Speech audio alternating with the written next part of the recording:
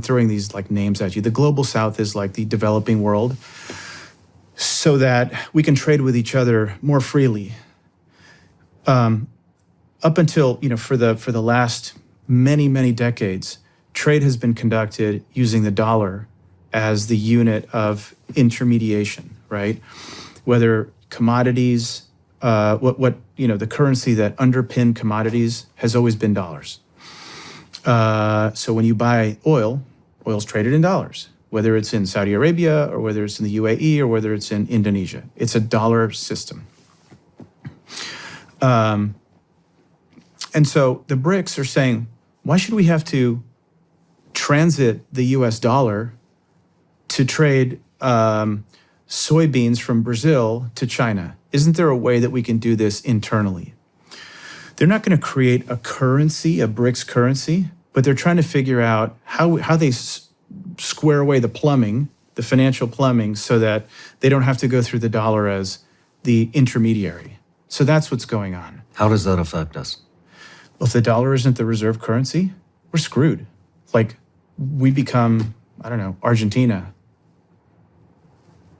It can be very bad. So let's back up. I'll begin with our fiscal deficits, and I'll take this back to why the dollar is important. Okay. So right now, we spend $7 trillion. That's the latest budget proposal. And we generate in tax revenue like 4.9 trillion, right? So there's a deficit of, roughly $2 trillion a year. Now, people don't understand unless you can make it real for them. So let's take out a bunch of zeros. Let's assume you as an individual are making $49,000 a year and you're spending $70,000 a year. Well, okay, that's bad. Mm-hmm. That's fiscally irresponsible, but that's what we're doing as a country. If it's you as an individual in that scenario where you're like $20,000 short every year, what do? Well, you max out your credit card 1 year. Okay, that covers you the first year. The second year, you take out a loan from the bank to pay maybe your credit card or whatnot. But over time, that's not sustainable. So what happens is when we have a shortfall, the way we generate revenue in shortfalls, other than tax revenue, right? Tax revenues are 4.9 trillion. How do you get to 7? Well, we issue bonds, right? So we sell bonds around the world, and when people don't buy, for whatever reason, the Fed buys the bonds. The Fed is the buyer of last resort. So you've seen the Fed balance sheet basically go from like 4 trillion to like 8 trillion because they're the ones buying everything. Well, how are they buying it? Well, they buy it by printing money. And so the printing presses have been off the charts, certainly since COVID and throughout this administration. And that, of course, has caused inflation and a lot of other problems, which we can go into. Now, the artificial demand for dollars around the world is largely due to the fact that 60% of central banks have the dollar sitting in reserves, okay? And also because the dollar is used as the unit of trade for commodities, for foreign exchange. Like if you want to go from Colombian pesos to, Indonesian rupiah, you have to go through the dollar. Mm-hmm. If the dollar isn't there, because nobody wants to use the dollar, we're screwed. All that artificial demand for dollars disappears, and we crater. We're not going to forget financing the next aircraft carrier. We're not going to be able to pay Medicare. And that's when things get really, really bad. And it just takes leadership in our government, in our Congress, and in our executive branch to say, enough. We can't fund everything.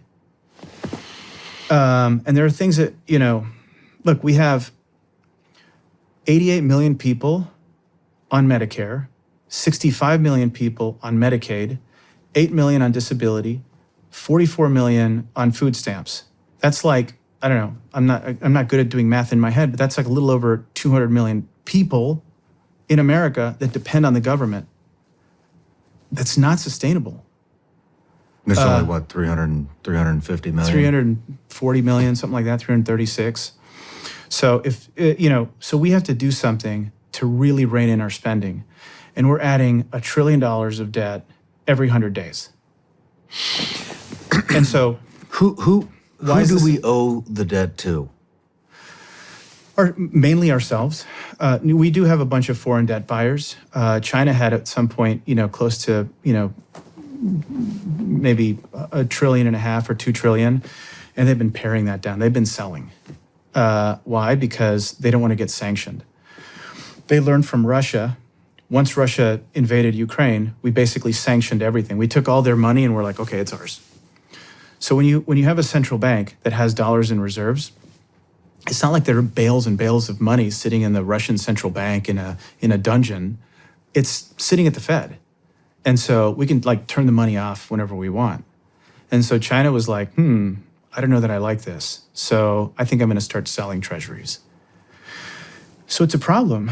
And the debt is a problem for many reasons. We're always issuing new debt, and there's debt that gets paid back.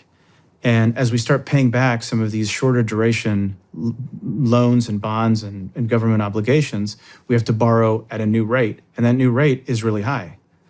And so, the 3-month, I think, is like 5% and change. It used to be 0. And so now we're borrowing money at higher interest rates, which means we have to pay, our government is paying more in interest on our debt, like over $1 trillion in interest alone. And we're paying 850 billion for our Defense Department. We're paying more in interest, just in interest to service the debt, than we are paying for the Defense Department.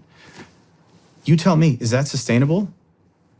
We're screwed unless somebody changes things in a very radical way.